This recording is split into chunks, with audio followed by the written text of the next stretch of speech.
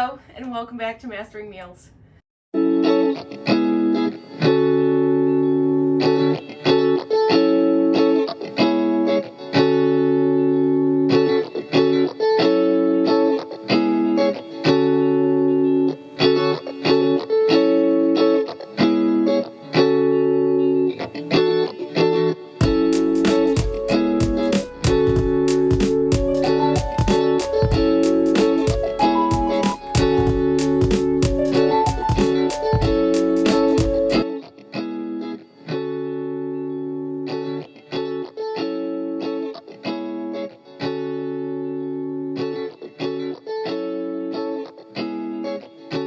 Today we're doing one of my favorites, which is fried rice. I don't want to brag, but I've kind of perfected the fried rice routine.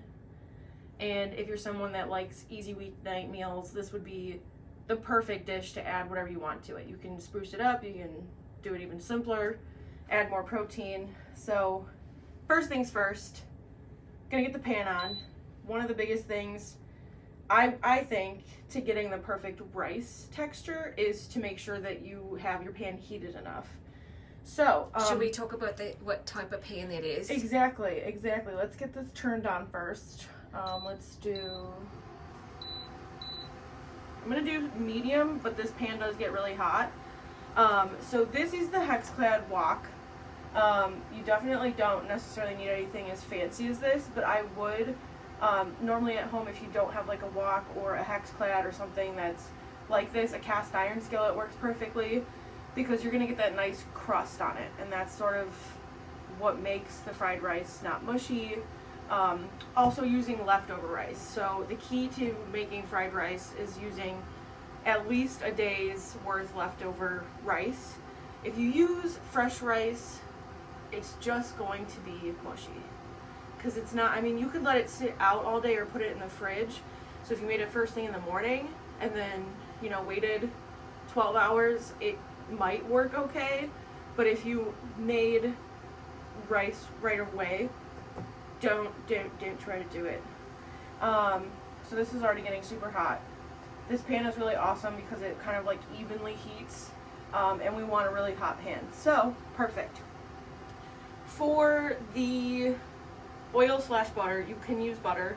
Obviously that's not a Weight Watcher points. You could use I can't believe it's not butter. I can't believe it's not butter light. I'm just gonna go ahead and use avocado oil. It's what my mom always has. And I'm just gonna give it a good spray. And then it's kind of already melting. What we're gonna do is just jump right into the rice. So this is literally just straight out of the rice cooker. I would say at least 2 cups of rice works best because then you kind of get a good ratio of everything. And I'm just going to break it up a little bit so it's not going to fall out all in one giant clump here. The only thing that's in this is my mom's leftover rice. The only thing that's in this is salt and pepper. And it is still cold from the fridge. And I actually also used a teaspoon of Knorr Did when you? I made Okay. it. Yeah. But you don't need to do that. I would not do that. It's not going to hurt. It's going to taste good either way, but it's not necessary. Perfect. Okay. So now that our pan's hot, all the rice goes in, and I'm just going to break it up a little bit more so that it evenly is getting a little bit of heat. And it's all covered in the avocado oil from the bottom. And then we're gonna let this sit for just a couple minutes. And while this sort of starts warming up, the only other things I have here, this is I think pretty minimal. Whatever vegetables you like. So to make this super duper easy, I already had at home some frozen mixed veggies that were already opened that I just never finished the package with. So this is like a perfect way to utilize whatever you might have left over if you need to clean out the fridge at the end of the week. If you have frozen things that you kind of forgot about. This is like green beans, carrots, corn, and peas. So it works perfectly. I've got about a half cup here, just frozen, didn't defrost or anything. I My mom's gonna kill me, but I love onion. So if you are also an onion lover, I would highly suggest, I have green onion white along with just a little bit left of a regular white onion that I had. I have those together because those are going to take a little bit longer. And then I also have just the top part of the green onion. Is that just for garnish then? No, this is going to get mixed in. It's going to go in, okay. It is going to get mixed in, but it doesn't need to cook like the other one does. Got you. Okay, thank you. I also have an egg bell scrambled. And then this is where I think the secret sauce comes in. So you really don't need anything super fancy, but using just soy sauce never really got the restaurant style results that I was looking for. Everyone likes a different type of fried rice. Obviously, like more hibachi style is going to be a little bit more sweet because it's almost made with like a teriyaki sauce. Those are super delicious. I would say this is a good balanced one that is a little bit more on the savory side, but the secret ingredient is for sure going to be the oyster sauce. So if you don't do a lot of like Asian cooking, you're probably not going to have oyster sauce. This will last me, at least 3 months, and it was $3.29 at Jewel. I found it at both Walmart, Jewel, Mariano's, yeah, for sure. So I think it's easily located. If not, obviously they do sell it online. This brand is just Dynasty, but I've bought other brands before, and they've been just as good. But this is what's going to give you that like umami flavor. It's going to be a little bit sweet, but it's super thick, super flavorful, and gives you, I think, the taste that you're missing usually when you make fried rice at home. The other thing is just regular soy sauce, and then it's not necessary, but I do have dark soy sauce. I love dark soy sauce. It's thicker than regular soy sauce. It's more concentrated. It's about the same cost, maybe a few cents more. And I usually can only find this at like H Mart or other Asian markets near us. So that's the only thing. But it's not necessary. It will, however, because it's so concentrated, it'll give you a really rich, really like darker colored fried rice. So if you like that kind, and also, I think most restaurants do use a combination of both. Again, not necessary, but I think it helps just bring it all home for some takeout. So the rice is warm now, and it's starting to get a little golden. So at this point, what I'm going to do is I'm going to toss in the frozen veggies, just right in there. And I'm also going to toss in the green onion whites and just a little bit of regular white onion that I have, because these are going to take a little bit longer to cook. And I'm just going to mix it in. And at this point, you don't really need to add any more avocado oil spray, right?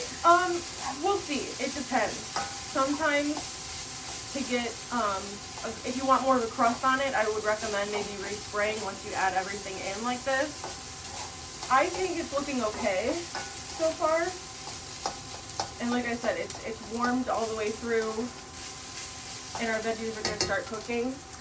At this point, what I want to do is I want to start adding stuff for the sauce. So I don't usually measure too much.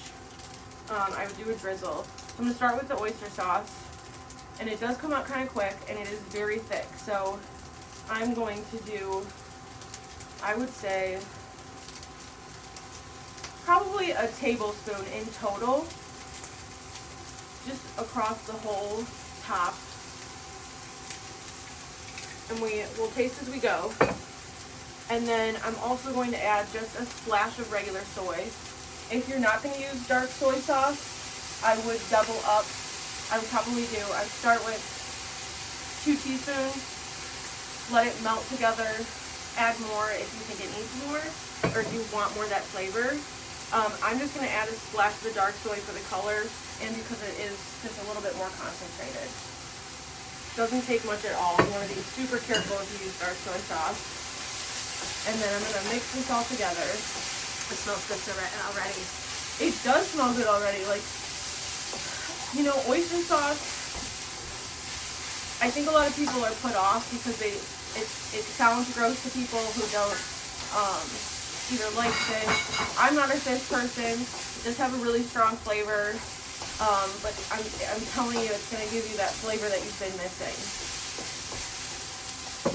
Oh, is this for the after? Thank you. Yeah. So that was production coming in. That was production, yeah.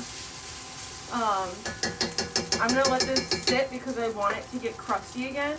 So I'm going to let this sit for another couple minutes, let it crust up, and then we'll go ahead and add our egg in.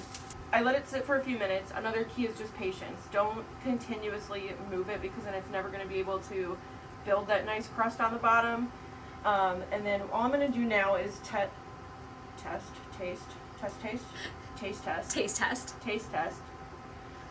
to see if I need to add anything else. That's really good. I don't think I need to. I'm getting like a little sweetness. It's not too soy based. We're feeling good. I did turn this off because the residual heat is all I need. The only other thing I'm going to add at this point is just another little sprinkle of salt and pepper. And then I have the egg that I'm just like roughly scrambling here. And I made a little well in the center of this that I'm going to put the egg into, just so that the egg can start cooking on its own, and then I will zhuzh it in with everything else. So I'm just going to let the egg scramble in the middle. And at this point too, I mean, if you had like leftover chicken you wanted to add, or frozen shrimp that you could just quickly toss in at this point too, or even after you're done with the egg, this would be the perfect time to add more protein. I would, a chicken is obviously a perfect go-to. You can use leftover chicken if you have bits and pieces, you know, leftover in your freezer. Leftover steak. Exactly. Tofu. Tofu is delicious.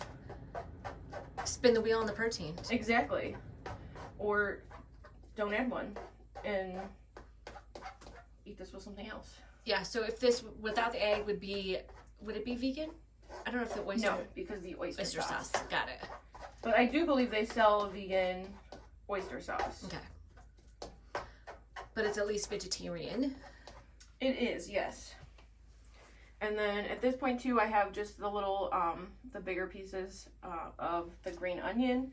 And I'm going to toss in just so they get a little bit warm. And I'm just going to mix everything together. When you taste it, you know, before we added the egg, that would be your time to add, if you want it a little bit sweeter, maybe add just like a pinch of sugar or Splenda or something. Or, you know, I would say add at that point, because once it sits, you obviously want to fix it before you plate it, because then it gets a little hard. But we're pretty much ready. That was really quick. Super quick. I mean, and for my diabetic friends, if you cook your rice ahead of time, cool it, even if you reheat it, it doesn't spike your blood sugar as much. It reduces the blood sugar spike by as much as 40%. Yeah, it's crazy. So I always meal prep at least 2 cups of rice every week and my baked potatoes. Mm-hmm. Easy peasy. Okay, let's get a better picture. So this is obviously the finished product. We've got all our veggies in there. When you got a nice deep flavor, nice caramel color. And it made a lot. It does make a lot, yeah. This is almost 2 cups of... Yeah, I think just shy of 2 cups. Yeah, because I used a half a cup for something else. Perfect. All right, let's give it a taste test. Yeah. Are you not tasting this because you don't want onion? Yes. Okay, perfect.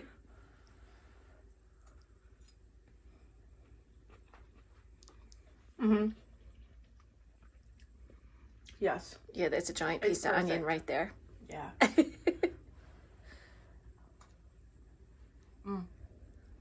Amazing. Perfect. Let us know if you master this. Again, I think this is something super simple that you could throw into your rotation. Mix it up however you want. Add different things. Play around with it. And let us know how it goes. Thank you so much for joining.